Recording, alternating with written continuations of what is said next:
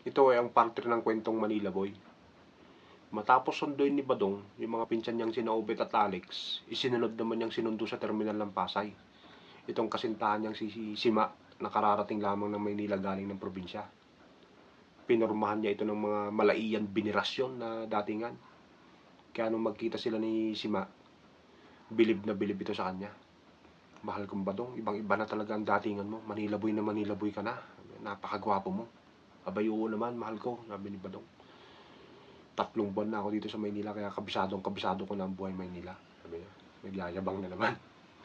Sa tagal nilang hindi nagkita, gustong-gustong maangkin ni Badong itong kasintahan niya. Kaya lang naisip niya na hindi niya pwedeng iuwi dun sa tinitirhan nila. Kasi nandun yung dalawang pinsan niyang si Obet at Alex. Kaya ang ginawa niya, dinala lang niya ng motel. Pagdating sa motel, first time niya dito ngayon. Hindi niya alam ang gagawin. Mahal kong Sima, sandali lang kaya at may hinihintay lang ako. Nagpalusot pa itong Badong ngayon. Habang nag-uobserba siya, maya-maya may dumating na dalawang Chinese, magjowa. Tinanong sila ng bellboy. Check-in, sir? Yes, sabi ng Chinese. Ganun lang pala ang gagawin. Tara na, kanya, mahal ko. Paglapit nila sa bellboy, tinanong sila ng bellboy. Check-in, sir? Hindi, sabi niya, Manila Boy ako.